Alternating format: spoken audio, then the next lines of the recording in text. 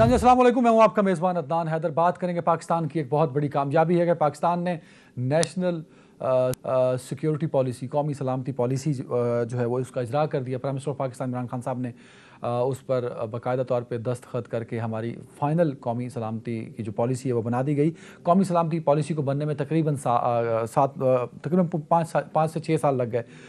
7 سال پہلے سے یہ بات چل رہی تھی۔ 18 دسمبر 2017 کو اس وقت کے وزیر اعظم شاہد خاقان عباسی صاحب نے ہدایت جاری کی تھی کہ اس کو جلد از جلد مکمل کیا جائے، قومی سلامتی پالیسی کو۔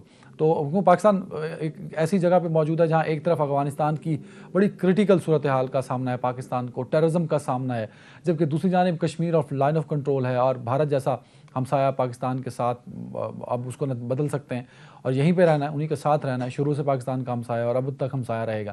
تو جو نیشنل سیکیورٹی ایک بہت بڑا چیلنج ہے پاکستان کے لیے۔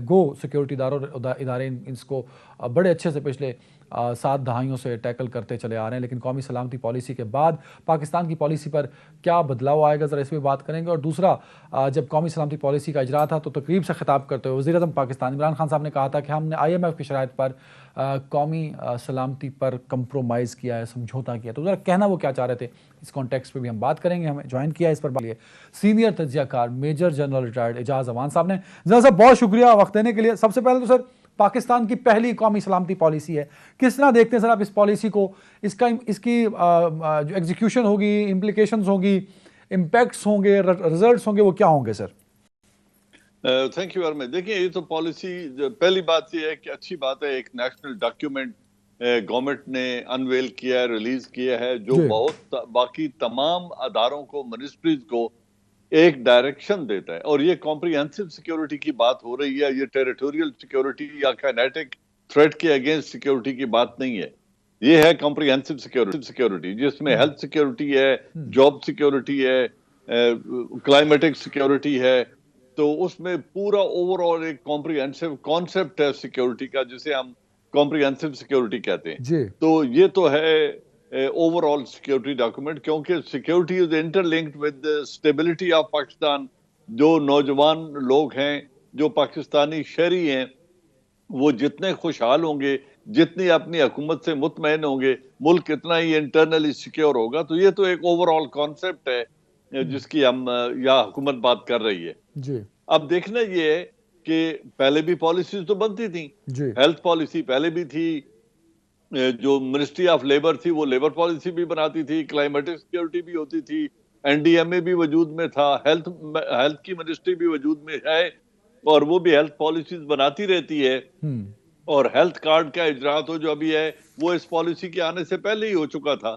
تو یہ باتیں تو ساری اپنی جگہ پہ ہیں۔ اب دیکھنا یہ ہے کہ جب یہ انفولڈ ہوگی تو وہ پالیسی پہ کتنا عمل درآمد ہوتا ہے، کتنی اچھی طریقے سے باقی منسٹریز اپنی پالیسیز بناتی ہیں، تاکہ جو اینڈ گیم ہے، اینڈ سٹیٹ ہے کہ ملک میں لوگ خوشحال ہوں، وہ اپنے آپ کو سیکیور محسوس کریں اور ملک معاشی طور پہ ترقی کرے۔ تو بات تو لارجر کانٹیکسٹ میں تو یہ ہو رہی ہے۔ جنرل صاحب بڑی امپورٹنٹ بات ہے کہ نیشنل سیکیورٹی پالیسی ایک بڑا امپورٹنٹ نیشنل ڈاکومنٹ ہے، لیکن جب ہم ہیلتھ کی بات کرتے ہیں تو وہ اسپیسیفک ایک فیلڈ کے لیے اسپیسیفائی ہو جاتا ہے۔ ہم اگر واٹر پالیسی کی بات کرتے ہیں، اسپیسیفائی ایک اسپیسیفک فیلڈ سے لنک ہو جاتا ہے، لیکن جب ہم نیشنل سیکیورٹی کی بات کرتے ہیں تو سر یہ تمام چیزوں کو انگیج کر رہا ہوتا ہے۔ تو اس کے لیے پولیٹیکل کنسنسس بھی ضروری تھا۔ اعتراض یہ اٹھایا گیا ہے کہ اپوزیشن کو اعتماد میں نہیں لیا گیا، جیسے میں انٹرو میں حوالہ دیا تھا کہ PMLN نے اس نیشنل سیکیورٹی پالیسی پر کافی کام کیا تھا۔ شاہد خاقان عباسی صاحب نے ایک باقاعدہ میٹنگ بلا کے تمام فوجی سربراہان کو ڈائریکشنز دی تھی کہ اس پر جلد از جلد اس کو ایگزیکیوٹ کیا جائے۔ تو ان کا بھی کہیں نہ کہیں کنٹریبیوشن اس میں ہے۔ پولیٹیکل کنسنسس بلٹ نہیں کیا گورنمنٹ آف پاکستان عمران خان صاحب نے سر؟ دیکھیں، اگر تو یہ پارلیمنٹ میں پاس ہوئی ہے تو پھر یہ کہنا کہ پولیٹیکل کنسنسس بلڈ نہیں کیا یا اپوزیشن کی انپٹس نہیں لیں، جتنے خوبصورت طریقے سے ہمارے اس پارلیمانی نظام میں پارلیمنٹ فنکشن کر رہی ہے، اس میں تو آج 3.5 سال سے لگتا ہی نہیں کہ ان دونوں نے مل کے کبھی بیٹھ کے کسی ایک معاملے پر اتفاق کیا ہو۔ تو یہ تو کہنا سیاسی، میرے خیال میں ایک سیاسی بیان بازی اس کو کہہ لیں۔ اگر نہیں انپٹس تھیں تو پھر پارلیمنٹ میں اٹھ کے اس کو اپوز کیوں نہیں کیا؟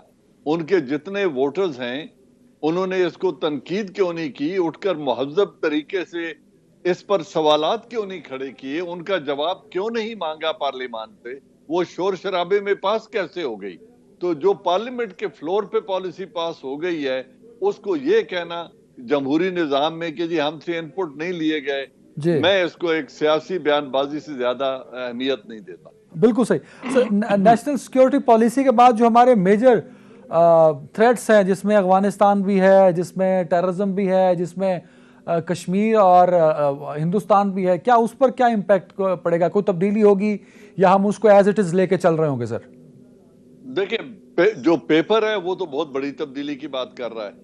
وہ بات کر رہا ہے پیسفل کو ایگزسٹنس ود نیبرز, اور کشمیر کے پورے ایشو کے اوپر کوئی 100 لفظوں میں بات کی گئی ہے, لیکن اس کو ایک لنگرنگ ڈسپیوٹ کے طور پہ مینشن کیا گیا ہے, جبکہ آئین پاکستان میں اور باقی جگہ تو اس کو ہم ایک کور ایشو کہتے رہے ہیں, کور ایشو سمجھتے ہیں, اور انڈیا کے ساتھ تمام تر تعلقات کے اچھا یا برا ہونے کی وجہ یا اچھا اور اچھا نہ ہونے کی وجہ کشمیر ہے. تو آج جبکہ ایک طرف پیپر بات کرتا ہے ہندوتوا کی, ایک طرف جو ہندو جو ایک پریڈومیننٹ ہندو پالیسی کے جو رویے ہیں ان کی بات کرتا ہے, تو اگر وہ اتنے ہندوتوا کے فین ہیں تو پھر تو نیبرنگ کنٹریز کو اور ان کے ملک کے اندر رہنے والی مائنورٹیز کو خطرہ ہے. تو پھر کیا یہ ضمانت ہے کہ کل ایک اور پلوامہ نہیں ہوگا اور وہ ہم پر پھر چڑھ نہیں دوڑیں گے؟ کیا ملک کے اندر جو حالات خراب ہوں گے اس کا الزام وہ ہم پر نہیں لگائیں گے؟ اس کی تو کوئی ضمانت نہیں ہے. تو ہم کیسے کہہ سکتے ہیں کہ جی ہندوستان کے ساتھ all is well and we want very peaceful relations, ہم ان کے ساتھ ٹریڈ کرنا چاہتے ہیں. ٹریڈ کر کے کیا آپ کشمیر کے جو موجودہ صورتحال ہے اس کو اس پس منظر میں میں دیکھتا ہوں کہ آج تک پرائم منسٹر آف پاکستان نے جس فورم پر بات کی, یونائٹڈ نیشن میں بات کی یا ملک کے اندر بات کی یا پارلیمنٹ کے اندر بات کی یا جلسوں میں بات کی, تو انہوں نے کہا ہندوستان سے بات صرف اس وقت ہوگی جب وہ 19 اگست کے اقدام کو واپس لیں گے. جی سر. وہ جو کشمیر کے اندر ہونے والا ظلم ہے اس کو بند کریں گے. آج اس طرح کی کوئی بات ڈاکیومنٹ میں نظر نہیں آتی اور وہ پیسفل کو ایگزسٹنس اور ٹریڈ کی بات کر رہے ہیں. تو میں کیا سمجھوں کہ یہ پالیسی ٹرو ریفلیکشن ہے کہ پرائم منسٹر آف پاکستان کی سوچ کی؟ نہیں جنرل صاحب یہ تو آپ نے ایلیبوریٹ کر دیا. جو ڈاکومنٹ بات کر رہا ہے about the issue of Kashmir, you are a security expert, آپ نے زندگی گزاری ہے فوج کے اندر اور آپ کو ٹائم بھی ملا ان ساری چیزوں کو قریب سے دیکھنے کا. یہ جو کشمیر کا کور ایشو ہے, کیا وہ نیشنل سیکیورٹی پالیسی میں ہائی لائٹ ہونا چاہیے تھا with the name of core issue کہ اس پہ کوئی کمپرومائز نہیں ہوگا, نہ ہم اس میں اپنی پالیسی کو بدل رہے ہیں, نہ اس میں ہم کہیں بیک فٹ پہ جا رہے ہیں, نہ اس میں ہم کہیں کمپرومائز کر رہے ہیں. ہم ڈاکومنٹس میں یہ پرومیننٹ کرتے ہیں کہ بھائی آج بھی وہیں کھڑے ہیں جہاں ہم آج سے 50 سال پہلے, 60 سال پہلے, 30 سال پہلے تھے. دیکھیں بات یہ ہے عدنان کہ اس ڈاکیومنٹ کے صرف 55 پیجز ہم لوگوں نے دیکھے ہیں, جو باقی 100 سے زیادہ پیجز ہیں وہ میں نے اور آپ نے اور کسی نے بھی نہیں دیکھے. جی سر. اب ان میں کیا تفصیل موجود ہے اور اس ایشو کو کس طریقے سے بیان کیا گیا ہے, جو باقی منسٹریز ہیں وہ اس کی روشنی میں کیسے پالیسی بنائیں گی, میں اس پہ اس لیے کامنٹ نہیں کر سکتا کہ وہ میں نے پڑھے نہیں ہیں, ان کا نہ آپ کو علم ہے نہ مجھے علم ہے. تو یہ جو دکھانے کی پالیسی ہے 55 پیجز تک, اس میں مجھے وہ چیز اس طریقے سے as a core issue address کی ہوئی نظر نہیں آ رہی. بالکل ٹھیک ہے, کور ایشو اس میں نہیں ہے جو آپ نے اور میں نے پڑھے, جو آپ اور ہم سب تک پہنچے, اس میں نہیں ہے.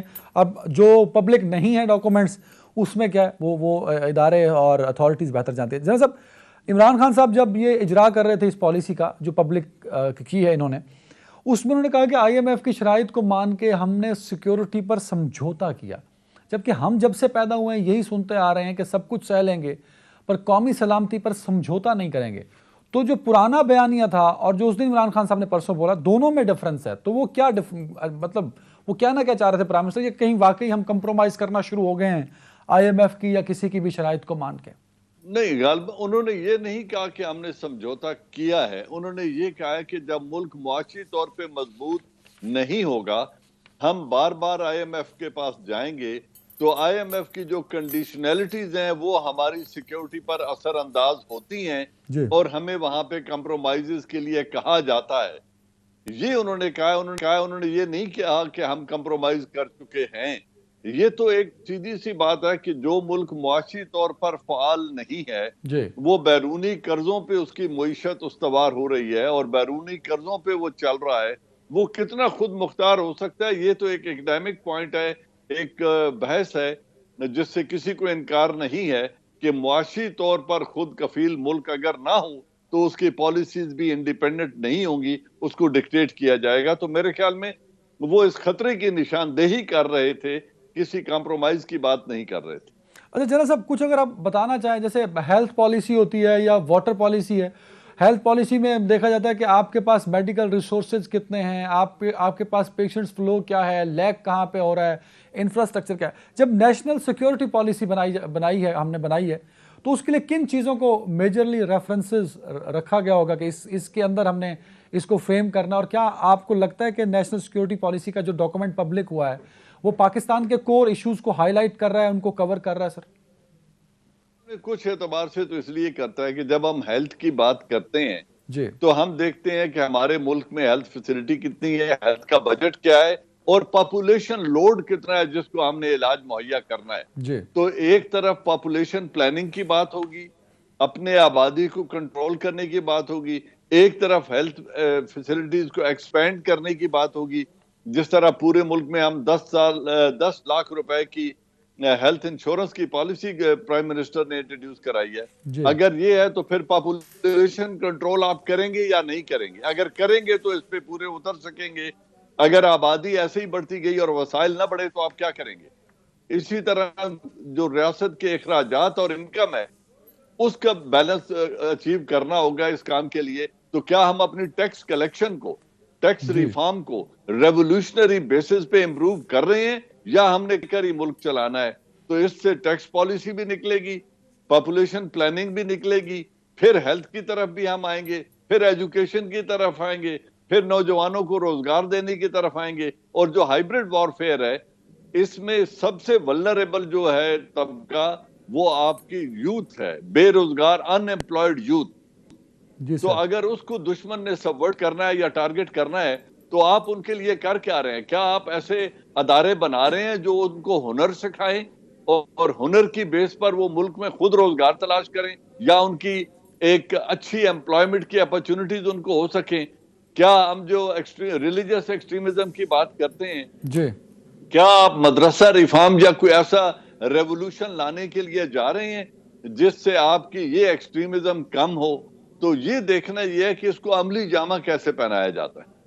بالکل ٹھیک ہے سر. ذرا مجھے یہ بھی بتا دیجیے سر, کیونکہ افغانستان ٹائم کم ہے میرے پاس, افغانستان ایک بڑا امپورٹنٹ ایشو ہے. ایپیکس کمیٹی میں بھی یہ بات سامنے آئی تھی کہ افغانستان کی جو بگڑتی ہوئی صورتحال ہے جس میں انسانی بحران کی بات ہو رہی ہے, فوڈ کی کافی کمی ہے, لوگوں کو سہولتیں نہیں مل پا رہی, تو اس کا امپیکٹ کہیں نہ کہیں پاکستان پہ بھی پڑے گا. پاکستان ان سارے معاملات کو کیسے ٹیکل ڈاؤن کر سکتا ہے سر, اور کیا پاکستان اس پوزیشن میں ہے کہ دنیا بھر کو اس بات پہ اگری کر سکے کہ افغانستان کے لوگوں کی امداد کی جا سکے, ان کو سپورٹ کیا جا سکے تاکہ گورنمنٹ بھی وہاں بہتر ہو, لوگوں کی زندگی بھی بہتر ہو؟ سر دیکھیں, Pakistan has gone an extra mile already.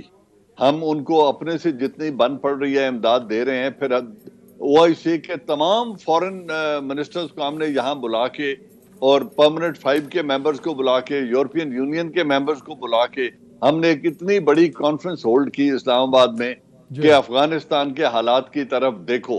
یہ وہ تھا جو ہم کر سکتے تھے. اب لوگوں کے ملکوں سے پیسہ اکٹھے کر کے افغانستان تک پہنچانا وہ ہمارے اختیار میں نہیں ہے. اسی طرح ابھی جو امریکہ نے یا یونائٹڈ نیشن نے $8 بلین کی جو ہیومینیٹیرین امداد ہے افغانستان کی, جی اس کی بات تو کی ہے, لیکن اس کے کور میں کون کون سی NGOز اس ملک میں جا رہی ہیں, ان NGOز میں تمام ممالک کی ریپریزنٹیشن کیا ہے؟ اور میری اطلاع کے مطابق تو انڈیا کی بہت بھاری ریپریزنٹیشن ہے, تقریباً 1500 کے قریب آپریٹرز جو ہیں انڈیا کے جائیں گے ان NGOز میں کام کرنے کے لیے. وہ لوگ وہاں بیٹھ کے کوئی انٹیلیجنس نیٹ ورک بنائیں گے یا وہ اینٹی پاکستان جو جذبات ہیں ان کو ابھاریں گے یا ان کارروائیوں میں شریک رہیں گے، یہ آنے والا وقت بتائے گا۔ تو دیکھنا یہ ہے کہ ہم اس ساری چیز سے نبٹتے کیسے ہیں اور افغانوں کی مدد کس طریقے سے کر سکتے ہیں۔ یس، سٹیبلٹی ہونی چاہیے، افغانستان میں امن ہونا چاہیے، اس سے ہمارا امن جڑا ہوا ہے، لیکن دنیا اس کو کس طرف لے کے جنرل صاحب جاتی ہے یہ دیکھنا ہے۔ آپ نے پاکستان میں پیس کی بات کر دی ہے، ٹی ٹی پی کے اٹیک تو اشرف غنی گورنمنٹ سے زیادہ ہو گئے ہیں اب طالبان کی گورنمنٹ میں، تو ہم تب کہتے تھے کہ N D S is a facilitator of T T P sir, تو اب جو روز ٹی ٹی پی اٹیک کرتی ہے، now who is the facilitator of T T P in Afghanistan? یہ اٹیکس جو ہیں بڑے چھوٹی سطح کے ہیں، چھوٹے ہیں، اور یہ اپنی سروائیول کے لیے ہیں، کیونکہ ان کے لیے اب افغانستان کی سرزمین تنگ ہو گئی ہے۔ افغان طالبان دنیا کے سامنے ایک معاہدے کے پابند ہیں کہ ان کی سرزمین کسی دوسرے ملک کے خلاف استعمال نہیں ہوگی۔ اس وجہ سے انہوں نے پہلے بات کی کہ ان کو ایک عام معافی دیں اور ان کے ساتھ مذاکرات کریں۔ جب وہ ناکام ہوئے تو اب تحریک طالبان پاکستان اپنی سروائیول کی جنگ لڑ رہی ہے، اور پہلے یہ تھا کہ ہم ان سے بچنے کی کوشش کر رہے تھے، اب وہ ہم سے بچنے کی کوشش کر رہے ہیں اور اپنی سروائیول کے لیے بالکل ٹھیک، سٹرگل کر رہے ہیں۔ Thank you so much sir, thank you so much. ناظرین وقت ہے بریک کا، بڑھتے ہیں بریک کی جانب۔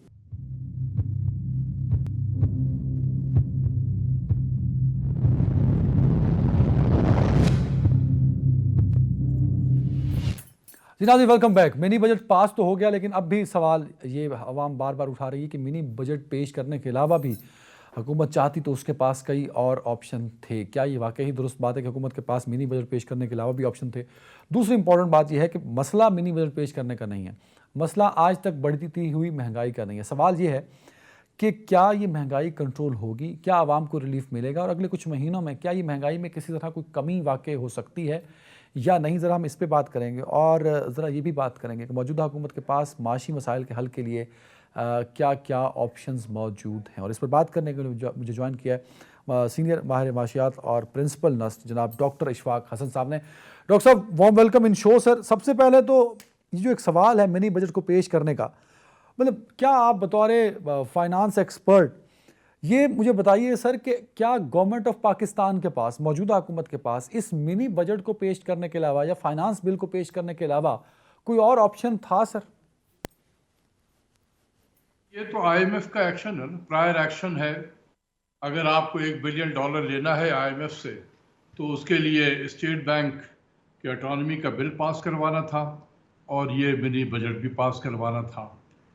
یہ دیکھیں، ہمیشہ یہ نوٹ کریں کہ آئی ایم ایف کا جو پروگرام ہوتا ہے وہ ایک سیاسی پروگرام ہوتا ہے، اور سیاسی پروگرام اس طریقے سے ہوتا ہے کہ آئی ایم ایف اور ورلڈ بینک یہ یونائٹڈ اسٹیٹس کے انڈر کنٹرول ہوتے ہیں۔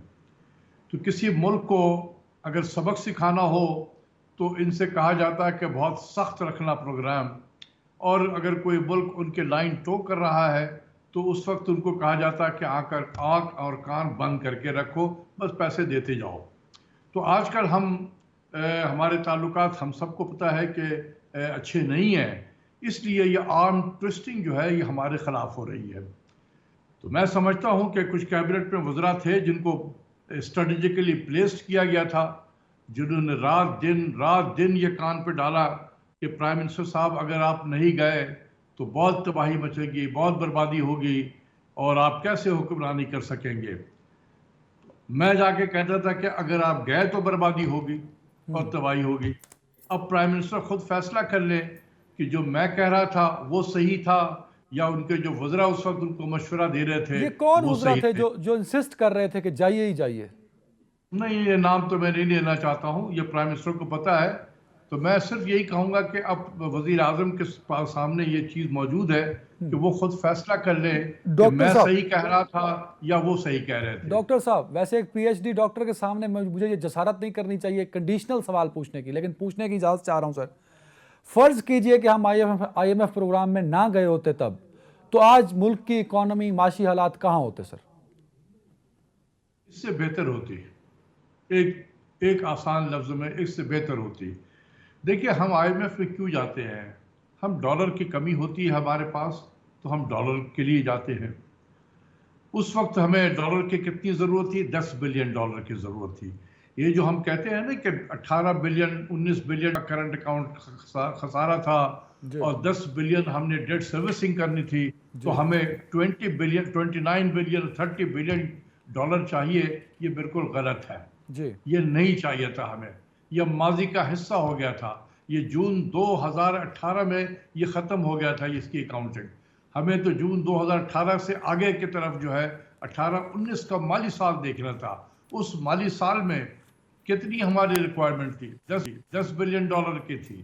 یہ کس نے کیلکولیٹ کر کے دیا تھا؟ اسٹیٹ بینک آف پاکستان نے کیلکولیٹ کر کے دیا تھا کہ ہمیں 10 بلین کی فائنانسنگ گیپ ہے. میں نے اپنے انڈیپینڈنٹ طور پہ جب کیا وہ بھی 10 بلین ڈالر تھا. تو ہم تو 10 بلین ڈالر کی فائنانسنگ گیپ سے شروع کر رہے تھے. تو یہ 10 بلین ڈالر ایک ملک کے لیے حاصل کرنا یہ کون سی قیامت تھی بھائی؟ یہ بالکل ہو سکتا تھا. تھوڑا آپ اپنی پالیسیز کو بہتر کرتے، کیونکہ اب ہم پہ ذمہ داری تھی، ہم پالیسی اپنی بناتے، اور جو کچھ ریفارمز وغیرہ کرنا تھا وہ ہم خود کرتے. پرائم منسٹر اتنے پاپولر تھے اس وقت، نہ ملک کے اندر بھی اس پہ پاپولر تھے اور دنیا بھی ان کو پہلے جانتی تھی، پہلے سے جانتی تھی. جو ہم ان کی پاپولیرٹی کا فائدہ اٹھاتے دنیا میں جا کر. سر جو ہونا تھا ہو گیا، پانی سر سے گزر گیا. آج 2022 میں ڈاکٹر صاحب کیا مسائل کا حل ہے؟ کیونکہ معاشی حالت جو ہے وہ پولیٹیکلی ایک بہت بڑا چیلنج بن گئی ہے پی ٹی آئی کے لیے. سر کیا ان مسائل کا کوئی حل ہے جو اگلے 6 مہینے یا 1 سال میں نکال سکیں؟ دیکھیں، جنہوں نے یہاں پہنچایا ہے نا، انہوں نے بالکل پتا تھا انہیں کہ وہ اس حکومت کے ساتھ کیا کرنا چاہتے ہیں، اور اسی لیے ان کو آئی ایم ایف میں لایا گیا کہ اتنی تباہی ان کی مچا دی جائے کہ عوام ان سے بیزار ہو جائیں تاکہ یہ اگلے الیکشن میں کامیاب نہ ہو سکے. یہ تھی پیچھے سے کہانی اس کی. لیکن میں سمجھاتا رہا لیکن میری بات نہیں مانی گئی. چلے اب ماضی کا حصہ ہو گیا ہے. اب بھی وقت ہے کہ اپنے ان نیسیسری امپورٹ کو اگریسو طریقے سے کیا جائے. یہ 5% ڈیوٹی بڑھا کر 2% سینٹرل ایکسائز ڈیوٹی بڑھا کر یہ کچھ بھی نہیں ہو سکتا ہے، یہ کچھ بھی نہیں ہو سکے گا. اور یہ مجھے اندر سے جو لوگ ہیں ابھی بھی حکومت میں، وہ اگلے آئی ایم ایف کے پروگرام کی طرف لے جانے کی تیاری کر رہے ہیں. یہ میں آپ کو بتا دوں. پاکستان کو ایک اور آئی ایم ایف پروگرام کی ضرورت ہوگی معاشی مسائل. جی دیکھیں، اس وقت ہمیں، آپ خود سوچیں کہ ابھی 6 مہینے ہوئے ہیں اور اگر 25 بلین ڈالر کا کرنٹ ہمارا ٹریڈ گیپ ہو تو کیا ہم یہ 50 بلین ڈالر کا کرنٹ یہ ٹریڈ گیپ لے کر اگلے مالی سال میں ہم داخل ہو سکتے ہیں؟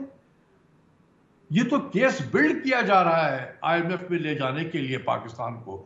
بالکل صحیح. اچھا سر یہ بتائیے کہ جو ٹیکسز کا انبار لگ چکا ہے ڈاکٹر اشفاق حسن پہ، عدنان حیدر پہ، کہ میرے کیمرہ مین پہ، پورے پاکستانیوں پہ، یہ بس اتنا ہی ہے کہ عمران خان صاحب کی حکومت کچھ اور ٹیکسز بھی اگلے کچھ مہینوں میں لگا سکتی ہے؟ سر دیکھیں، یہ تو مجھے نہیں پتا کہ آگے آئی ایم ایف نے کیا ہمارے لیے رکھا ہوا ہے اپنے جیب میں، لیکن یہ میں آپ کو بتاؤں، اگر میں کاغذوں پہ دیکھوں تو اس منی بجٹ سے کوئی مہنگائی کا جو کہتے ہیں نا طوفان آئے گا، یہ غلط ہے. اچھا، اگر میں کاغذوں پہ دیکھوں کہ اس منی بجٹ سے کوئی میرے نزدیک مہنگائی کا طوفان نہیں آئے گا، کاغذوں پہ اگر ہے. لیکن ہمارے ملک میں گورننس کا بہت بڑا ایشو ہے.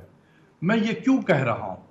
دیکھیں، 343 بلین کا جو ٹیکس لگا ہے، اس میں تقریباً 280 بلین جو ہے یہ وہ ٹیکس ہیں جو ریفنڈیبل ہے یا ایڈجسٹیبل ہے.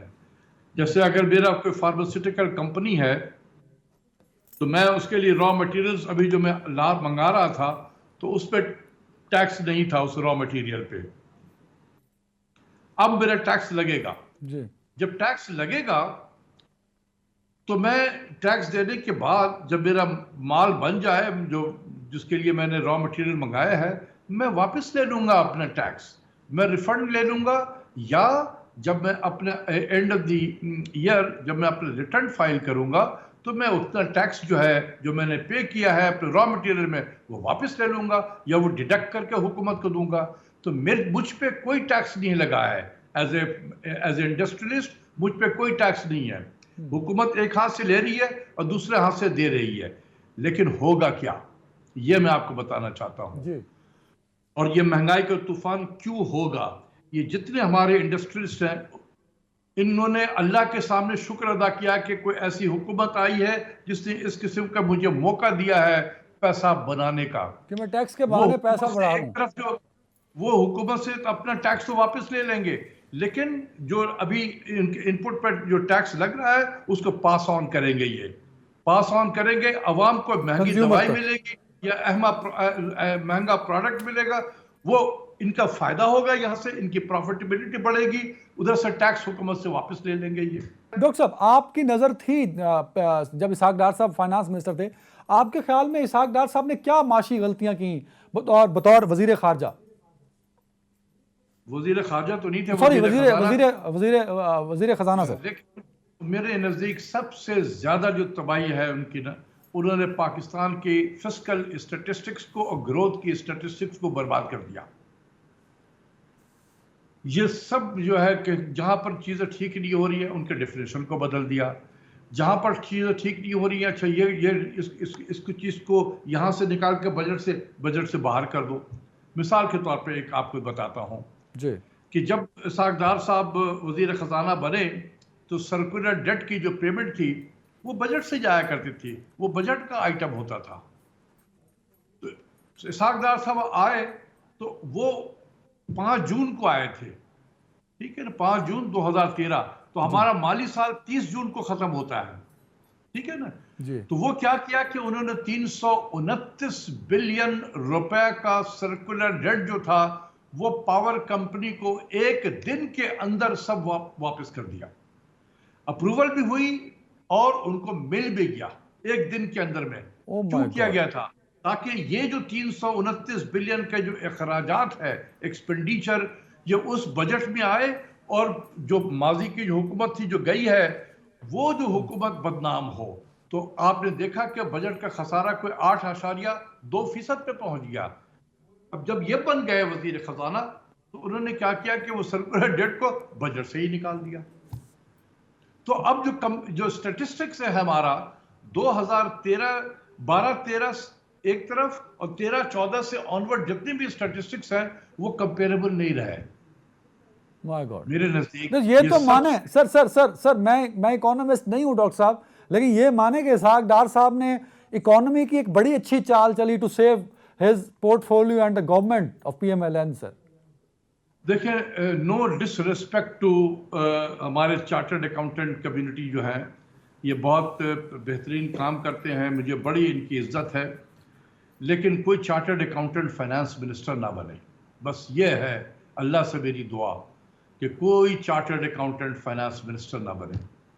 نہیں کوئی اچھی ایگزامپلز نہیں سر ہوتی, دیکھ رہے ہیں انہوں نے کس خوبصورتی سے چیزوں کو مینیج کیا.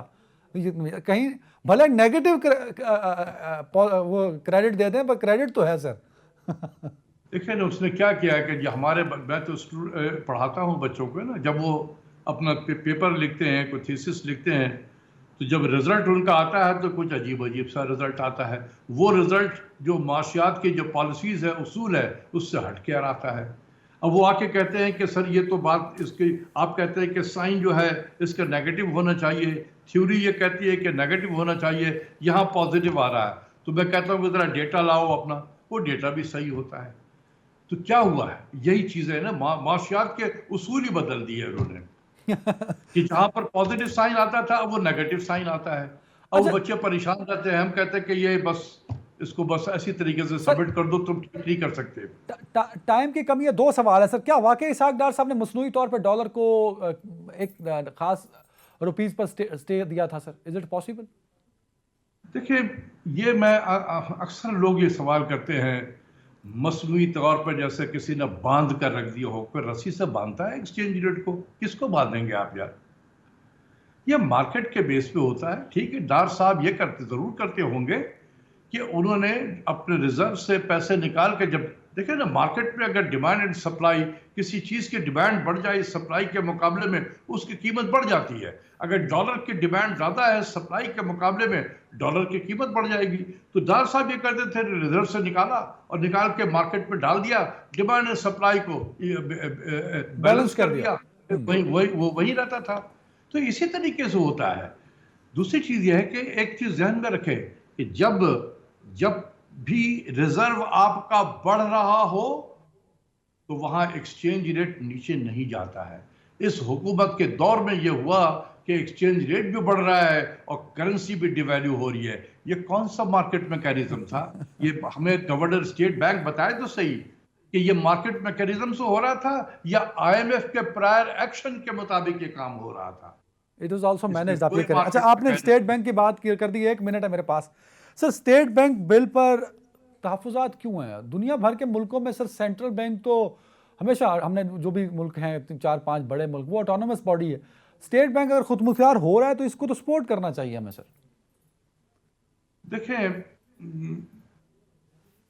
کل تک جو ہے میرا یہ تھا کہ یہ پہلی مرتبہ کسی ٹی وی کے پروگرام میں بتا رہا ہوں جی, کل تک یہ تھا کہ اس میں جتنے ٹیتھ تھے وہ نکال دیے گئے ہیں, لیکن کل میں نے بڑا تھورلی اس کو اسٹڈی کیا ہے.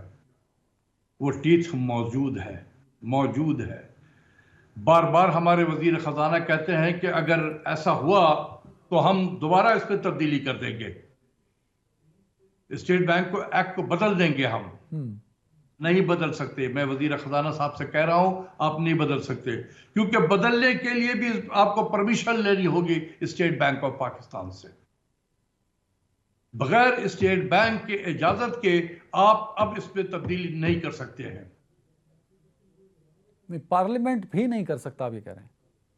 بھائی پارلیمنٹ میں آپ لے کے جائیں گے جب تک کہ آپ کو اسٹیٹ بینک اجازت نہ دے آپ پارلیمنٹ میں نہیں لے کے جا سکتے ہیں. اور یہ اس ایکٹ کا حصہ ہے. اگر یہ پاس ہو گیا سینٹ سے بھی تو پھر آپ کیسے لے کے جائیں گے؟ یہ تو آئین کا حصہ بن جائے گا نا, ایکٹ آف پارلیمنٹ ہو جائے گا. تو اس کو کیسے آپ اسٹیٹ بینک تو کہے گا جی آپ نے ہم سے تو اجازت ہی نہیں لیا تو آپ نے پارلیمنٹ میں کیسے پیش کر دیا؟ کوئی اپوزیشن کے بھی ممبر کہہ لے کہ جی ان کے آئین میں تو یہ لکھا ہوا ہے کہ جب بھی آپ کو اس میں امینڈمنٹ کریں گے تو آپ کو پرمیشن لینا ہوگا اسٹیٹ بینک سے, تو کیا آپ نے لی ہے؟ تو پھر آپ کیا کہیں گے اس وقت؟ بالکل صحیح. تو اس میں ابھی بھی میرے نزدیک 4 ایسے کیچ ہیں جو فائنانس منسٹر سے نے شاید ٹھیک سے پڑھا نہیں ہے ان کو. اس میں یہ بھی تھا کہ ان کی جو وہ ہے اکاؤنٹیبلٹی, فائنانس منسٹر نے کہا کہ جی وہ سب ہم نے نکال دیا اکاؤنٹیبلٹی وغیرہ کا. بالکل موجود ہے. آئی تھنک آرٹیکل 42 جو ہے اسٹیٹ بینک کا ایکٹ کا وہ اکاؤنٹیبلٹی پہ ہے. اس پہ تو آپ ہٹا نہیں سکتے, کچھ بھی نہیں کر سکتے ان کا. سو آپ کہتے ہیں کہ سر اس کو ریویو کرنا چاہیے. کیا آپ پرائم منسٹر عمران خان صاحب سے ملتے ہیں تو یہ بڑا امپورٹنٹ ہے سر اسٹیٹ بینک والا ایشو. کیا یہ جو لوپ ہولز ہیں اس بل کے اندر خاص طور پہ اسٹیٹ بینک کے حوالے سے, کیا یہ پرائم منسٹر صاحب سے ڈسکس کریں گے آپ, کیونکہ ابھی تو سینٹ میں جانا ہی ہے؟ نہیں, میں نے بتایا ہے پرائم منسٹر کو, لیکن 2 چیزیں میں نے کہا نا کہ پہلے 2 چیزیں میرے نزدیک کے اس میں ایشو تھی. وہ 2 چیز میں نے پرائم منسٹر کو بتا دیا تھا. ایک تو یہ تھا کہ اس میں اسٹیٹ بینک سے بورائنگ پہ پابندی ہے. اگر پابندی لگے گی تو اسٹیٹ بینک حکومت پاکستان صرف جائے گا کمرشل بینک سے بورو کرنے کے لیے, اور کمرشل بینک ان کو ایکسپلائٹ کرے گا. من مانگے انٹرسٹ ریٹ پہ آپ کو پیسہ دے گا. آپ کا بجٹ میں اس میں تباہی ہوگی. دوسرا تھا کہ اسٹیٹ بینک اپنا پروفٹ جو ہے وہ شیئر کرتا ہے حکومت کے ساتھ میں, اور کوئی 1000 ارب سے تقریباً اس کا اماؤنٹ جو ہے اسٹیٹ بینک سے آتا ہے وزارت خزانہ کو, جو ہمارے نان ٹیکس ریونیو کا حصہ ہوتا ہے. اگر وہ نہیں آئے گا تو اتنا بڑا ہول آپ کے بجٹ میں آ جائے گا جس کو پورا کرنا مشکل ہوگا. بہت شکریہ ڈاکٹر اشفاق حسن صاحب. وقت بریک کی جا رہا ہے.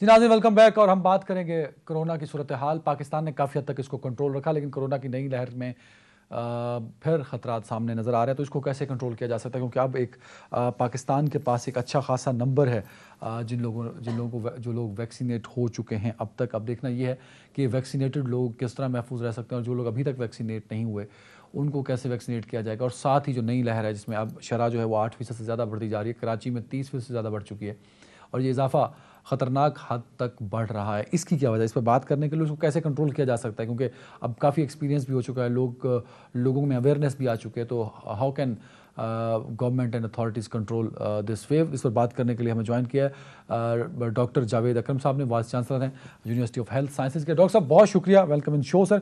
सर ये बताइएगा, ये जो कोरोना के नंबर्स में इजाफा हो रहा है, इसमें ज़्यादा तादाद ओमिक्रॉन नए वेरिएंट की है या पुराने जो वेरिएंट है कोरोना वायरस का उसकी तादाद है सर, और इसको कंट्रोल अब कैसे किया जा सकता है सर?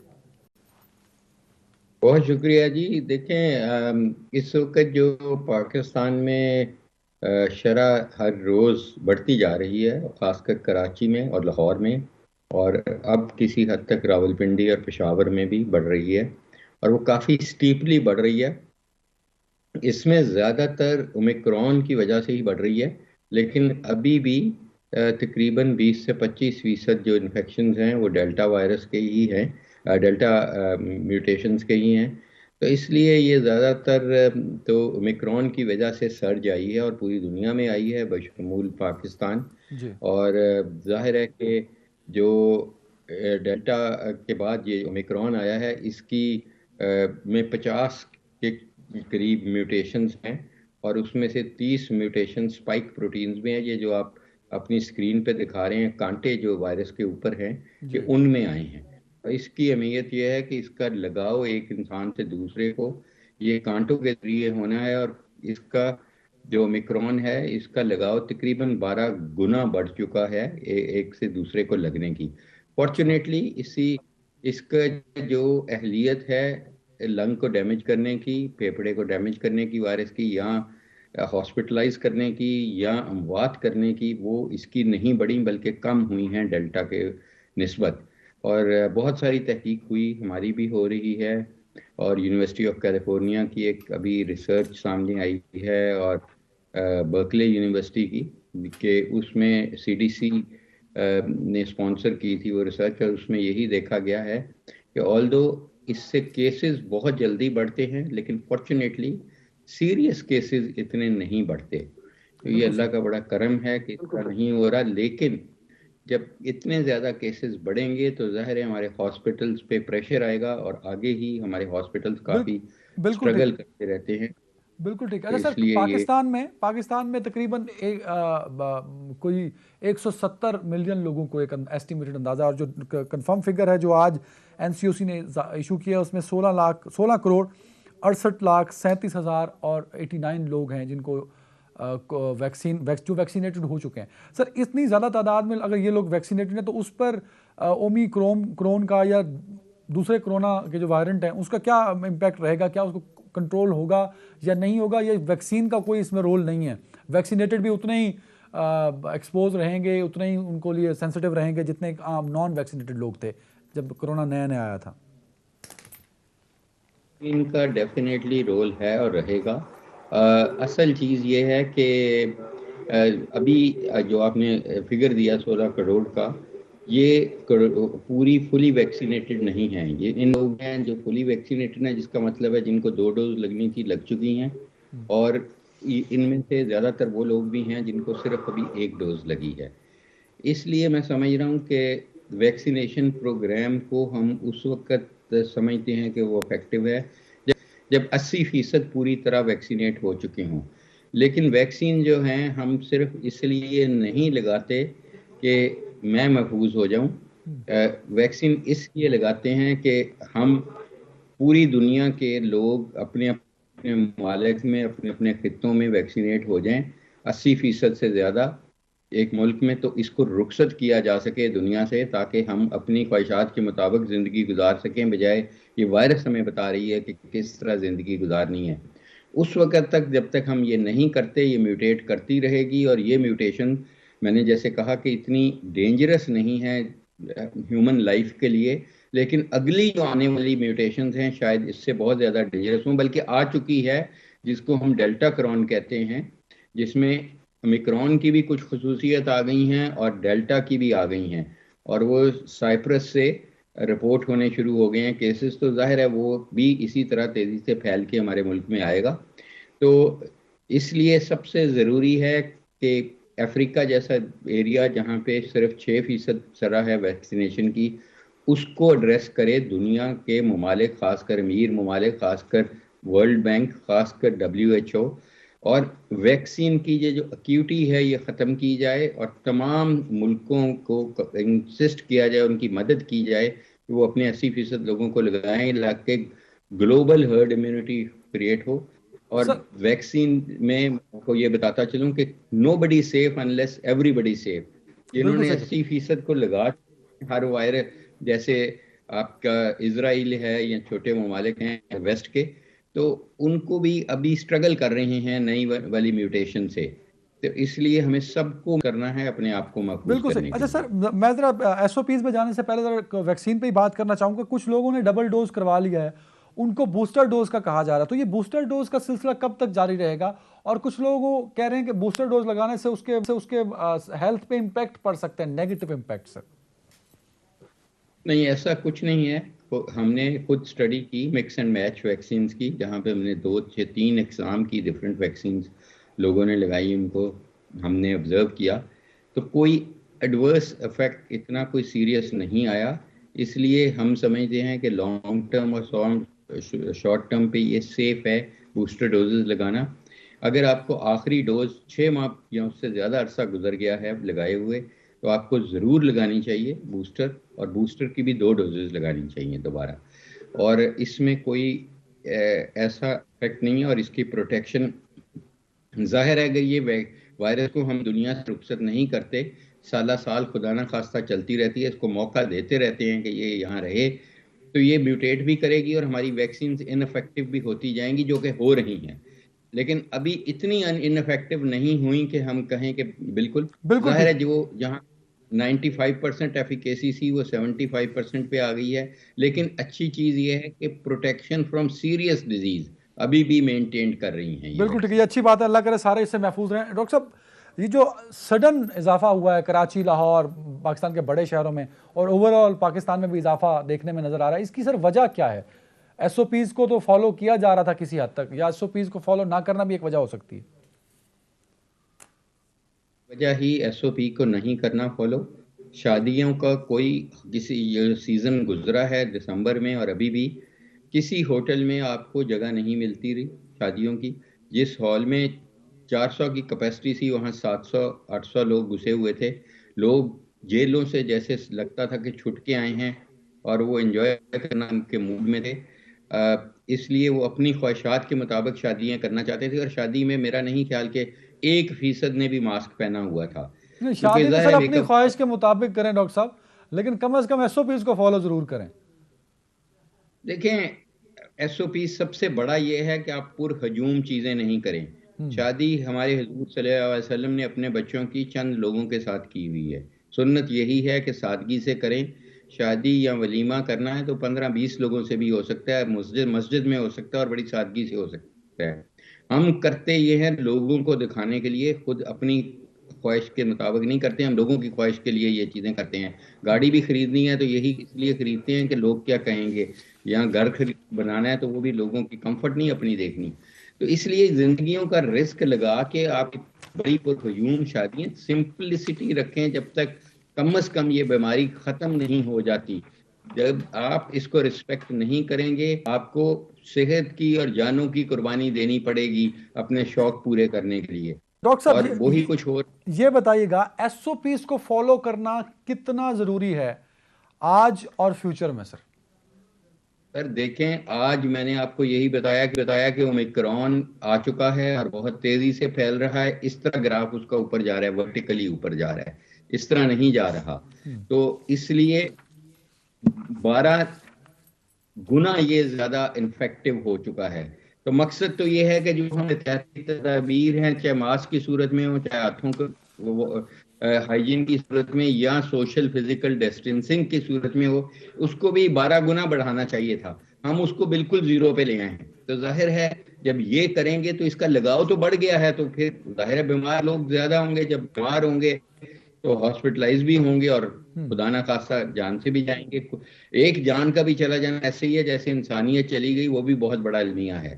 اس لیے ہمیں جانیں بچانے کے لیے اپنی خواہشات کی قربانی دینی چاہیے، سادگی لانی چاہیے زندگی میں، ورنہ تو ظاہر ہے یہ پھیلے گی، اور آپ اپنے مہمانوں کو بھی بیمار کریں گے اور خود بھی بیمار ہونے کا خطرہ رہے گا. بالکل صحیح. اچھا سر، یہ بتا دیجیے کہ ایس او پیز کو فالو کرتے ہوئے لوگ ابھی تک بھی مینٹلی پریپیئر نہیں ہیں، حالانکہ ہم 3 ویوز کو گزار چکے ہیں، اور پاکستان میں آپ ڈاکٹرز کی وجہ سے، ہم ساری کمیونٹی کی وجہ سے ہم نے کافی حد تک اس کو کنٹرول بھی رکھا ہے، ایس او پیز کو فالو بھی کیا، لیکن ہم سڈن ایس او پیز کو چھوڑ دیتے ہیں. جیسے گورنمنٹ اناؤنس کرتی ہے کہ اب پابندیاں ختم ہو گئی ہیں، تو ہم خود بھی ایس او پیز کو، ماسک پہننا چھوڑ دیں گے سر، سینیٹائز کرنا چھوڑ دیں گے، ہاتھ دھونا چھوڑ دیں گے، گیدرنگ کرنا شروع کر دیں گے. تو یہ پبلک میں کیسے اویئرنیس کریٹ کی جا سکتی ہے کہ جب تک کووڈ ایگزسٹ کرتا ہے آپ ایس او پیز کو اپنے طور پہ فالو کیجئے، کسی کی ڈائریکشن پہ مت رہیے سر؟ دیکھیں سر، سب سے زیادہ ضروری ہے کہ ہم یہ شادیوں پہ پابندی لگائیں، اور وہ گورنمنٹ کے کرنے کی بات ہے کہ اتنے لوگوں سے زیادہ نہیں کر سکتے، اور پریفر کریں کہ شادی آؤٹ ڈور ہو. آؤٹ ڈور میں آپ زیادہ لوگوں کو انوائٹ کر سکتے ہیں، کیونکہ یہ ہمیں پتہ ہے کہ یہ انفیکشن اندر انر اسپیسز میں زیادہ پھیلتا ہے، تو آؤٹ ڈور میں اتنا زیادہ تیزی سے نہیں پھیلتا. تو اس لیے ایک تو یہ ہے کہ آپ قانون حرکت میں آئے، اور قانون اس طرح کا ہو کہ ہوٹل جو ہیں جہاں پہ کیپیسٹی آپ کی 100 بندوں کی ہال میں وہ صرف 50 سکے، تو اس قسم کی چیزیں کریں. دوسرا، لوگوں کا پرسیپشن سم ٹائمز ہمیں چینج کرنا بہت ضروری ہے.